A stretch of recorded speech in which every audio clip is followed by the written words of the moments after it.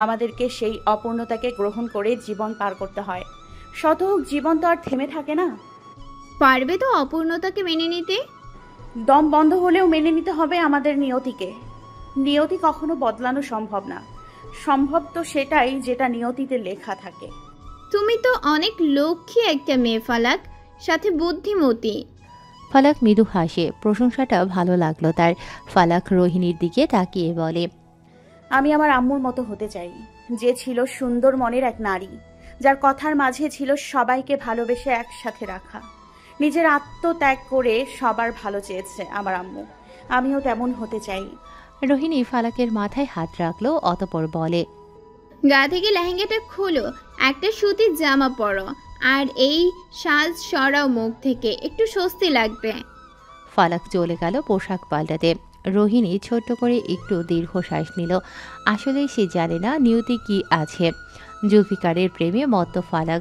জুলফিকার কি আদৌ তাকে ভালোবাসে বা বাসবে? মনে তো হয় না। অন্ধকার পরিবেশের ছোট্ট একটি গুদামঘর, চারপাশটা ফাঁকা। সওদাগর মহলের পেছনের জঙ্গলের দিকেই এই গুদামঘর, যেখানে হাত পা বেঁধে রাখা আছে এক যুবকের। যুবকটি আর কেউ না, শাকিল। শাকিলের হাত পা আর মুখ বেঁধে রাখা। নিজেকে ছাড়ানোর আপ্রাণ চেষ্টা করছে শাকিল, পারছে না সে, পারবেও না, কারণ পাশে তো দুজন পাহারাদার আছে। শাকিলের এই ব্যর্থ চেষ্টার মাঝে সে শুনতে পায় কর্কশ কণ্ঠে বলা, নিজেকে ছাড়ানোর ব্যর্থ চেষ্টা করে লাভ নেই। আমার ভিতমের দিকে চোখ দিয়েছিস তুই, আজ তো তুই শেষ।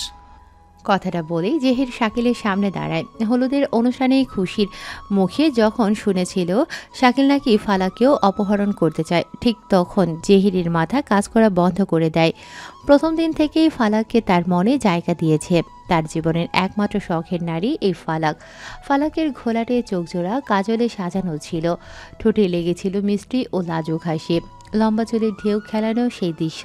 প্রথম দেখায় জেহির তাকে ভীতময়ী বলে উপাধি দিয়ে দেয়। আজ তাকেই কিনা এই ছেলে লোভাতুর দৃষ্টিতে দেখেছে। শুধু কি দেখেছে, তাকে অপহরণ করতেও চেয়েছে। একে বাঁচিয়ে রাখার প্রশ্ন রাখে না জেহের। পাহারাদারের দিকে হাত বাড়াতেই একটা চাকু দিল তার হাতে, যেটা হাতে নিয়ে জেহের বলে ওঠে, আমার ব্যক্তিগত নারীর দিকে শকুনে দৃষ্টি দিয়েছিস তুই। তোর এই নজর কি করে দুনিয়ার বুকে রাখতে দেই? যে যে আমার ভালোবাসার দিকে কুদৃষ্টি দিবে, তাকে আমি এই দুনিয়ার মায়া ত্যাগ করাবো। বলেই জেহের চাবুক দিয়ে এক একটা আঘাত করতে থাকে শাকিলের শরীরের ওপর। চাবুকের আঘাতে শাকিলের শরীরের মাংস চিরে রক্ত বের হয়। ব্যথায় ছটফট করে। একটা মানুষও নেই তাকে বাঁচাবে আজ। অসহনীয়ভাবে আহত করে শাকিলকে জেহির। এরপর পাশে থাকা আরেক পাহারাদারের দিকে ছুরি নিয়ে গলা বরাবর ছুরি চালিয়ে দেয়। গলা কাটা মুরগির মতো লাফাতে থাকে শাকিল।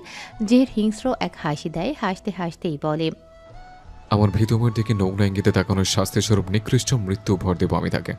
শাকিল ওখানেই নিঃশ্বাস ত্যাগ করে। জেহের উন্মাদের মতো হয়ে বলে, আমার ভিতমই একমাত্র আমার, সে আর কারো হতে পারবে না। কোনো শকুনের দৃষ্টি আমি তার দিকে এগোতে দিব না।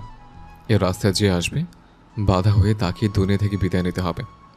জেহেরের এই অসহনীয় অত্যাচারের সাক্ষী আরও একজন নিজের ফোনে সংগ্রহ করে নিল। সে আর কেউ না, আড়ালে থাকা মির্জাফর। কয়েকটা ছবি তুলেই বের হয়ে এলো বাইরে, কল লাগালো তার গরুর কাছে। অন্ধকার ঘরটায় ধোয়া ধোয়া করে আসন পেতে বসে মন্ত্র পড়ছে জুলফিকার। দুহাটও ভাঁজ করে তার ওপর হাত টান টান রেখে চোখ বন্ধ করে বিড়বিড় করছে। সামনেই আছে কুকুরের মৃতদেহ। পশু পাখি দিয়ে কালো জাদু আরও প্রখর শক্তিশালী করতে ব্যস্ত সে। এর মাঝেই ফোনটা বেজে উঠল। বন্ধ রাখা চোখটা খুলে মুখে হাসি ফুটিয়ে তুলল। সে খুব ভালো করেই জানে কে কল করেছে। ফোনটা হাতে নিয়ে রিসিভ করে কানে নিল। ওপাশ থেকে মির্জাফর বলে, গুরু, একটা প্রশ্ন ছিল। কি প্রশ্ন? পুরুষ মানুষের দুইটা বউ, প্রেমিকা থাকলে তাদের বলা হয় সতীন। নারীদের দুইটা প্রেমিক থাকলে তাদের কি বলা হয়?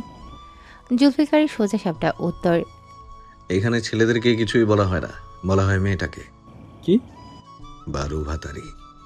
মির্জাফর নাকটা সিটকে বলে, তোমরা দুই ভাই মিলে এই মেয়েটার পিছনে লেগেছো কেন বলতে পারো? এক ভাই কালো জাদু করতে ব্যস্ত, আরেক ভাই খুন। দুই হিংস্র মানব এক নারীর জন্য যুদ্ধ করছো, এটা কি ঠিক? যুদ্ধ শুরু করেছে অন্য কেউ, যার সমাপ্তি করব আমি।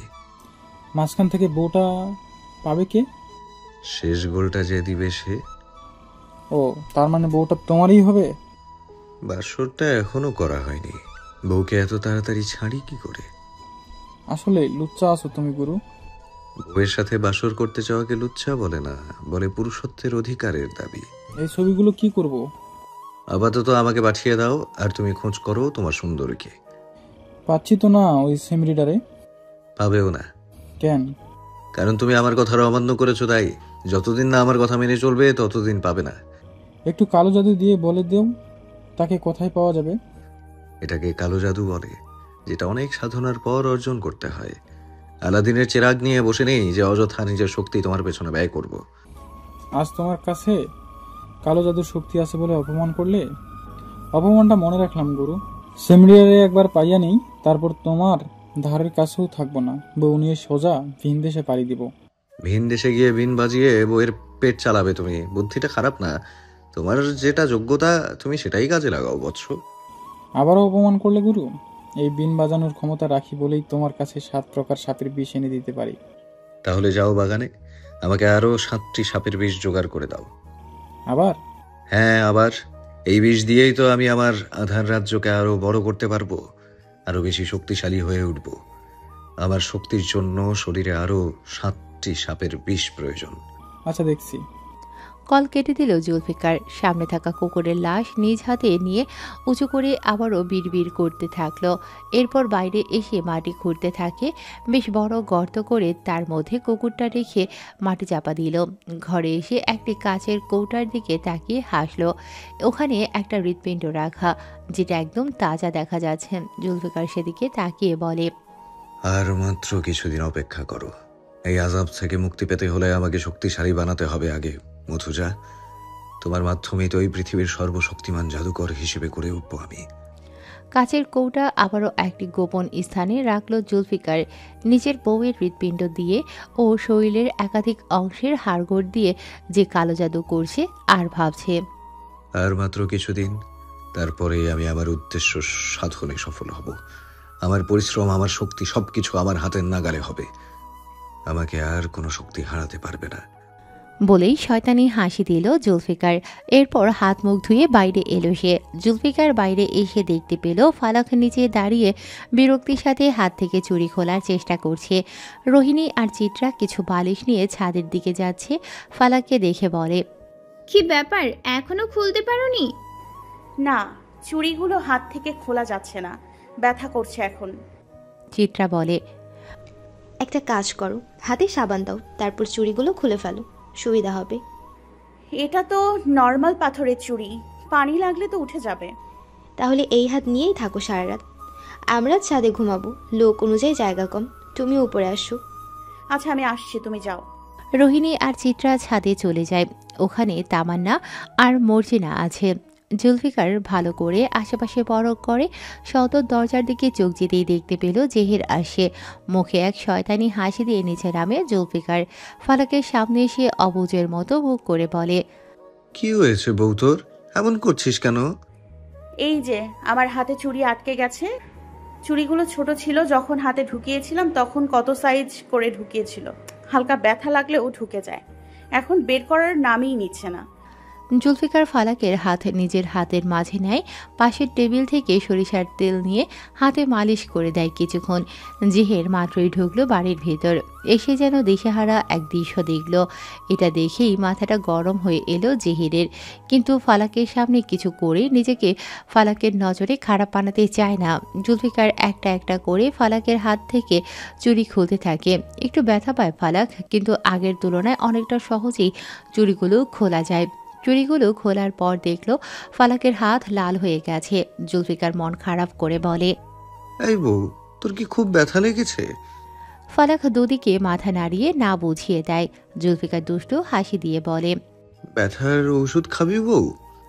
ফালাক কিছু বলতে নেবে জেহির এসে দাঁড়ায় ফালাকের সামনে। ফালাকের দিকে তাকিয়ে বলে, তুমি এখানে কেন? চুড়িগুলো খুলতে চেষ্টা করছিলাম, এখন ছাদে যাব। ছাদে কেন? আমাদেরকে দেওয়া ঘরটায় আজ কলি আর কিছু মেয়ে থাকবে। বাসায় ঘর তুলনায় লোক অনেক, তাই সমস্যা হয়ে গেছে। আমরা যে ছাদে থাকবো এটা মিষ্টি মাকে বলবেন না, শুনলে আবার বকাঝকা শুরু করে দেবে। জেহির সম্মতি দিয়ে বলে, তাহলে যাও ছাদে। ফালাক চলে যায়। জেহির একবার তাকালো জুলফিকারের দিকে, জুলফিকার নিজেও তাকালো জেহিরের দিকে। দুজনে দুজনকে দেখে দুদিকে চলে যায়। একজনের চোখে মুখে তীব্র রাগ, আরেকজনের চোখে মুখে বিজয়ের হাসি। উপরের সিঁড়ি দিয়ে চলে যাচ্ছে তাদের দুজনের জীবনে বাস করার সুদর্শন নারী। একজন তাকে ভালোবাসে, আগলে নিচ্ছে, তো আরেকজনের দৃষ্টি নিঃস্বার্থে আগলে নিচ্ছে। সকালবেলা ঘুম থেকে উঠে মেয়েরা এক একজনের হাত দেখছে। মূলত তারা মেহেদির রং দেখছে। কার হাতের মেহেদির রং গাঢ়, কার হাতের হালকা রং হয়েছে, এগুলোই। রাতে মেহেদি দেওয়ার পর অনেকেই হাত থেকে মেহেদি উঠায়নি, বরং শুকনো মেহেদি থাকা অবস্থাতেই ঘুমিয়েছিল। ফালাক তার হাত দেখে হাতে গাঢ় রং হয়েছে, হেসে সামনের দিকে তাকাতেই রুবাইদাকে দেখে বলে, মিষ্টিমা, তোমার হাত দেখি। রুবাইদা হাত দেখালো। হাতের মধ্যে মেহেদির লাল টুকটুকে রং ধারণ করেছে, যেখানে লেখা আছে জুনাইদ। ফালাক হেসে দিয়ে বলে, অনেক সুন্দর লাগছে তোমার হাতের মেহেদি। আচ্ছা মা, এবার চল, কিছু খাবি। সারাদিন তো আর খোঁজ নিতে পারবো না। আচ্ছা চলো। বাইরে বড় বড় কয়েকটি টেবিল পাতা আছে, ওখানে খাওয়ার ব্যবস্থা করা। সকালে সবাই সবজি আর ভর্তা ভাত খেতে থাকে। রুবাইদা একটু রান্নাঘরের দিকে গেল, ওখান থেকে দুটো পাউরুটি শেক দিয়ে মাঝে সবজি রাখলো, সাথে গরম দুধ আর কালকের ক্ষীর নিয়ে এসে রাখলো জুনায়েদ সওদাগরের সামনে। জুনায়েদ সওদাগর যেন অবাক হয়ে গেলেন। রুবাইদা প্রথমেই লক্ষ্য করেছিল তার স্বামী উদাস মনে বসে আছে। তিনি যে এই 3 দিন ধরে 3 বেলা রুটি খেয়ে এখন অতিষ্ঠ, এটা বোঝা যাচ্ছে। বয়স বেড়েছে, ডায়াবেটিসের সাথে ইউরিনের সমস্যা আছে। ভাত এক বেলায় খান তিনি, তাই রুবাইদা এগুলো করে দিল আজকের দিনের জন্য। জুনায়েদ সওদাগরের নীরব চাহনির মাঝে রুবাইদা কিছু না বলেই চলে যায়। ফালাক বিষয়টা লক্ষ্য করলো, তবে এদের এই ছোট ছোট যত্ন ফালাকের কাছে খুবই ভালো লাগে। ফালাক খাওয়া শেষ করে জুনায়েদ সওদাগরের সামনে এসে বলে, মিষ্টি মায়ের হাত দেখেছো মিষ্টি বাবা? জুনায়েদ সওদাগর মাথা নাড়িয়ে না বুঝিয়ে দিলেন। ফালাক রুবাইদাকে নিয়ে এসে হাতের পাতা দেখিয়ে দিল। ওখানে গাঢ় রং হয়েছে, বলতে গেলে সবারই হাতের রং গাঢ়, কিন্তু যার কাছে যারটা আকর্ষণীয় বেশি লাগে। জুনায়েদ সওদাগরের কাছে তার বউয়ের হাতের মেহেদিটাই বেস্ট। স্ত্রীর হাতে নিজের নামের মেহেদি দেখে হেসে দিলেন। ফালাক নিজেও হেসে দিয়ে বলে, সুন্দর হয়েছে তাই না বলো? হ্যাঁ রে মা, সুন্দর হয়েছে। রুবাইদাকে জড়িয়ে ধরল ফালাক। এরই মধ্যেই কাশেম আলী এসে বলে, একটু কথা ছিল বড় কর্তা। হ্যাঁ বলো। বলতেছি, আপনাকে একটু বরপক্ষের সাথে কথা বলতে পারবেন? কথাটা আকুতির সুরে বলল কাশেম আলী। জুনায়েদ সওদাগর তার দিকে চেয়ে বলেন, কেন? আসলে ওরা প্রথমে 1 ভরি স্বর্ণ চেয়েছিল, এখন বলছে কম করে 2.5 ভরি লাগবে। এদিকে আমার সামর্থ্যের বাইরে ধরে নিয়ে সব বানিয়েছি, এখন এতগুলো টাকা জোগাড় তো সম্ভব না। একটু কথা বলতেন যে আমি এগুলো পরে ধীরে ধীরে মিটিয়ে দিব। তুমি আজ ওদেরকে লোভ দেখিয়ে কাল যদি পূরণ করতে না পারো, তাহলে তোমার মেয়ের উপর দিয়ে কেমন ঝড় যাবে বুঝতে পারছো? মেয়েদের সংসার জীবন এতটা সহজ না। তুমি তোমার মেয়ের সুখের কথা ভেবে ওদেরকে যত দেবে, ওরা তোমার মেয়েকে তত ভালোবাসবে না, বরং ওরা লোভে পড়ে আশায় থাকবে তুমি ওদের মেয়ের সুখের জন্য সব কিছু দেবে। একসময় যখন দিতে অক্ষম হবে, তখন ওরা তোমার মেয়েকে নির্মম অত্যাচার করবে। তুমি কি চাও এই লোভ, এই চাহিদা দিনকে দিন বাড়তে থাকুক? কাশেম আলী দুদিকে মাথা নাড়ালেন। হাত জোড়া এতক্ষণ এক করে অনুরোধের ইঙ্গিত ছিল, যেটা এখন ধীরে ধীরে নিচের দিকে নেমে যাচ্ছে।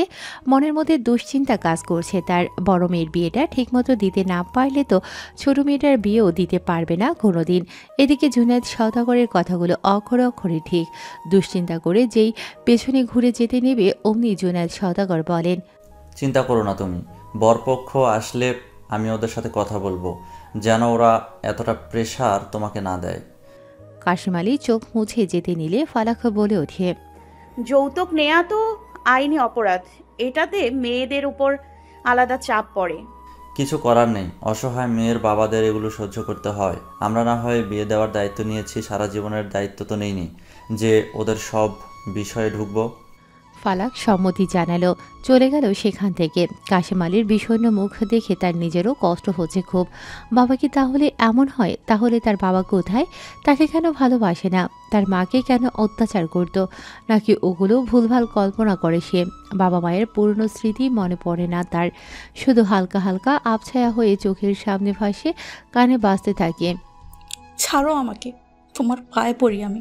ওগো আমাকে ছাড়ো, আমাদের মেয়েটা দেখছে। এগুলো কি সত্যিই ছিল নাকি মিথ্যে, এটাও মাথায় কাজ করে না ফালাকের। এমনকি ওর বাবা ওকে কি যেন একটা নামে ডাকতো, সেটাও যেন ওর মনে নেই। ফালাক হাতের দিকে তাকালো। ফালাক যখন ওর মায়ের কথা ভাবতে চায় তখন ওর মাথাটা চক্কর দিয়ে ওঠে। পেছনে সরে যেতে নেবে ধাক্কা লাগলো কোনো একজনের সাথে। একজোড়া বলিষ্ঠ হাত পেছন থেকে ফালাককে আগলে নিল। ফালাকের পেছন ঘুরে দেখল জুলফিকার, মুখে সেই মায়াবী হাসি ফুটে আছে, চোখ জোড়ায় সুরমা দেয়া। ফালাকের মাথায় জুলফিকার হাত রেখে বলে, যন্ত্রণা হচ্ছে কি বউ? ফালাক কিছু বলল না, শুধু চুপ করে আছে। একটু আগে মাথার সেই অসহনীয় ব্যথা এখন গায়েব হয়ে গেল, কিন্তু বাবা মায়ের স্মৃতি মনে করতে ব্যর্থ। ফালাক কিছু ভেবে বলে, আচ্ছা বাবারা কি খারাপ হয়? সব বাবা খারাপ হয় না, আমার বাবা অনেক ভালো। তোর বাবা কেমন বউ? জানি না, আমি মনে পড়ছে না।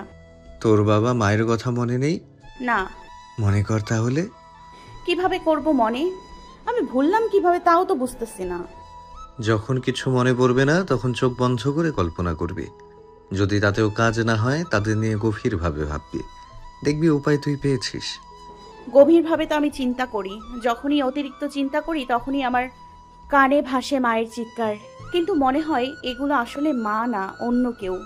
কথাটা বলে একটু থেমে ফালাক বলে, তাহলে কি আমার বাবা ভালো ছিল না? সত্যি সত্যি মাকে মারতো? ফালাকের চোখ থেকে পানি বের হয়। ওই অত্যাচার যদি সত্যি তার মায়ের হয়ে থাকে তাহলে তার বাবা খুব খারাপ একটা লোক।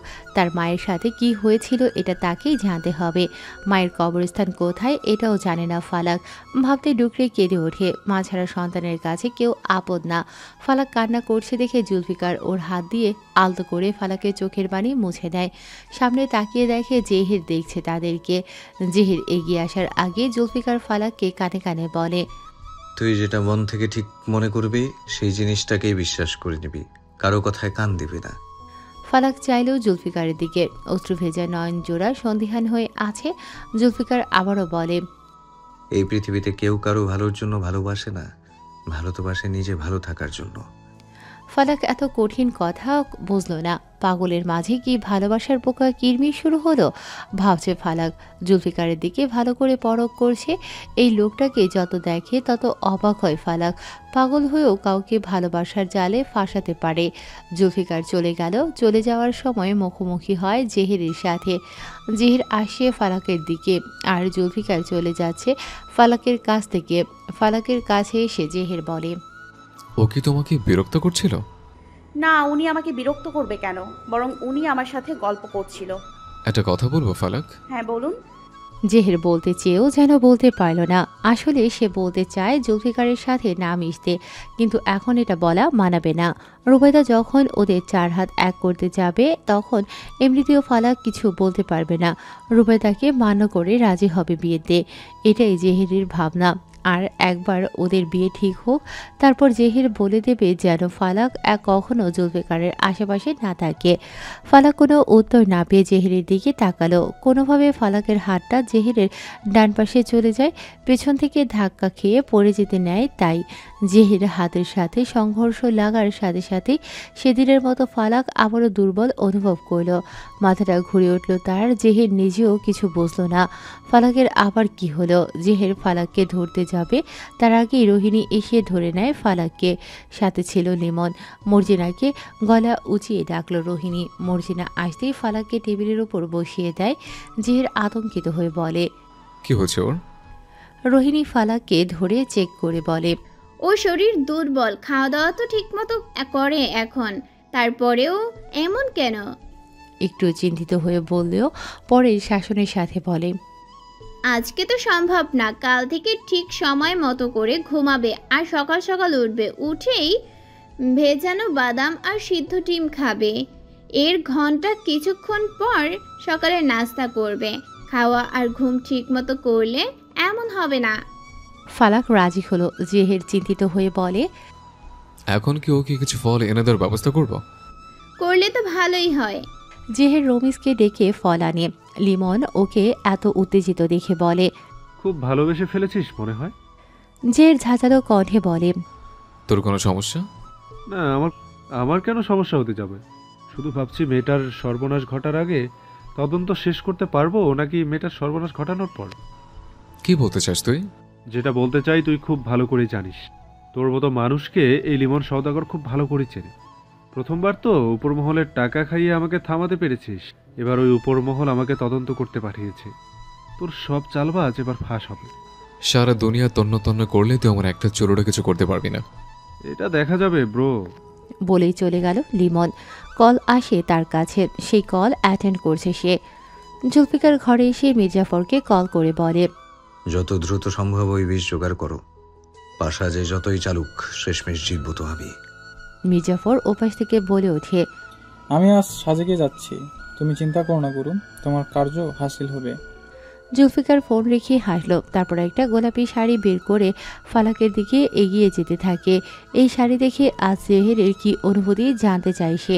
মনে মনে জেহেরকে জ্বালানোর পায়তারা শুরু করল। দুপুর হয়ে এসেছে। জুম্মার নামাজের জন্য সকল পুরুষ গোসল করে তৈরি হয়েছে। একেবারে নামাজ পড়ে এসে বিয়ের অনুষ্ঠান। বরযাত্রী তখনই চলে আসবে। ফালাক ঘরে এসেছে মাত্র। ফালাক আসার পরপরই ওখানে আসে জুলফিকার। ফালাক জুলফিকারকে দেখে বলে, মসজিদে যাবেন না আপনি? জুলফিকার হয়তো মনে মনে ভিন্ন কিছু বলল, প্রকাশ্যে বলে, হ্যাঁ যাব। ফালাক আলতো হেসে বলে, তাহলে গোসল করে নিন, সবাই তো চলে যাবে। তার আগে তোকে কিছু দিতে চাই। কি দেবেন? জুলফিকার পেছন থেকে হাতটা সামনে এনে বলে, এই শাড়ি। ফালাক শাড়িটা হাতে নিয়ে বলে, এই শাড়ি আপনি কোথায় পেলেন? আমার ঘরে, আমার ব্যাগে। কি? হ্যাঁ, আমি আমার ব্যাগে পেয়েছি। তাহলে এটা আমি মিষ্টিমাকে দিয়ে দিই। ফালাক চলে যেতে নিলেই জুলফিকার পেছন ডেকে বলে, হেই বউ। থেমে যায় ফালাকের পা। পেছন ফিরে বলে, বলুন। এই শাড়িটা তুই পরবি? এটা কার আমি তো জানি না, কারো শাড়ি না বলে পরতে নেই।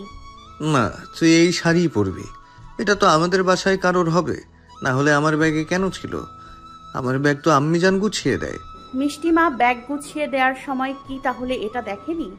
ভাবছে ফালাক। জুলফিকার ফালাকের সামনে তুড়ি বাঁচিয়ে বলে, এই বউ, চল আম্মি জানের কাছে। আম্মি জান বললে তো পরবি। হ্যাঁ পারবো। ফালাকের আর কষ্ট করে সেদিকে যেতে হলো না। রুবাইদা আসে সেখানে। ফালাকের হাতে শাড়িটা দেখে চিনতে পারেনি, বরং মনে করে এটা রোহিণী শপিং করে তার জন্য এনেছিল। নিজের মন করা ভাবনা নিয়ে রুবাইদা মিষ্টি হাসি দিয়ে ফালাকের কাছে এসে বলে, বাহ, শাড়িটা একদম তোর সাথে মানিয়েছে। আমি তো খুব খুশি হই এই গোলাপি শাড়ি পরবি। তোর মায়ের প্রিয় রং গোলাপি। তোকে তো ছোটবেলায় শুধু গোলাপি রঙের জামা বেশি বানিয়ে দিত। ফালাক শাড়িটা মেলে দিয়ে বলে, এই শাড়িটা আমি পরবো? এত কষ্ট করে তোর জন্য আনা শাড়ি তুই পরবি না? ফালাক ভেবে নিল এটা তার জন্য রুবাইদা এনেছে, তাই আর কিছু না বলে শুধু মাথা নাড়ালো। জুলফিকারের দিকে তাকিয়ে রুবাইদা বলে, আমার সাথে চলো আব্বাজান, তোমার আব্বিজান অপেক্ষা করছে তোমার জন্য। সবাই একসাথে বের হবে তো। জুলফিকার চলে গেল। পেছনে একবার ফালাকের দিকে তাকিয়ে ঠোঁট প্রসারিত করে নিল। অতঃপর বাইরে এসে দেখলো জেহের সোফায় বসে ফোন টিপছে। জুলফিকার ওকে দেখেই দিল শয়তানি এক হাসি। গোসল করে এসে শাড়িটা ঠিক করে পরতে থাকে ফালাক। আয়নার সামনে দাঁড়িয়ে শাড়ি ঠিক করছে। ভেজা চুলের নিচ দিয়ে গামছা মোড়ানো, শাড়ির কুচি ঠিক করছে এক এক করে। ফালাক শাড়ি পরতে পারে, কিন্তু সেটা সুতির শাড়ি। আশ্রমে শাড়ি পরেছিল একবার।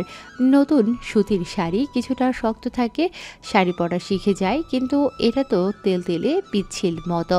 এর ভিতর আবার ভারী কাজ করা, কুচির দিক দিয়ে যেন আরও বেশি কাজ করা শাড়িটার। ফালাক শাড়ি পরা শেষ করতেই রোহিণী সবুজ ও কমলার মিশ্রণে একটি শাড়ি পরে আসে। ফালাককে দেখেই বলে, বাহ, অনেক সুন্দর লাগছে তোমাকে। শাড়িটা পেলে কোথায়? মিষ্টিমা দিয়েছে, তাও ওনার হাত থেকে।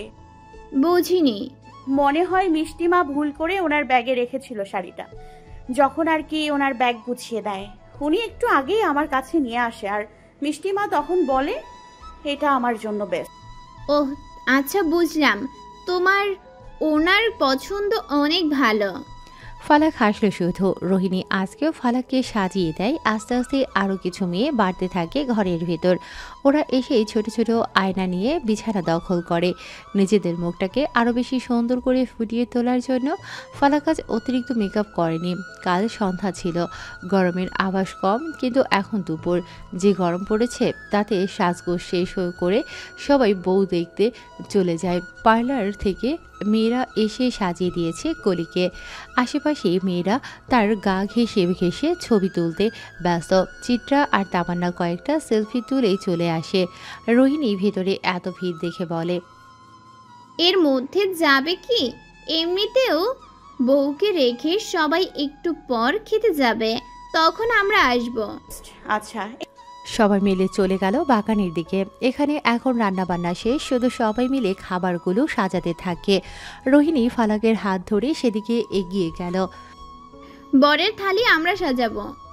বাবুচিরা রাজি হলো। ফালাক, রোহিণী, চিত্রা, তামান্না আর মর্জিনা একসাথে থালি সাজাচ্ছে। সাদা পোলাওয়ের উপর আস্ত একটা মুরগির রোস্ট, চারপাশে শসা ও টমেটো দিয়ে সাজাচ্ছে। মাঝখানে আরও কিছু খাবার আছে, আস্ত একটা মাছ ভাজি আর কিছু লেটুস পাতা। অনেক ধরনের খাবার দিয়ে থালিটা সুন্দর করে সাজানো হলো। একপাশে নাস্তার আইটেম, এগুলো দেখে মর্জিনা বলে,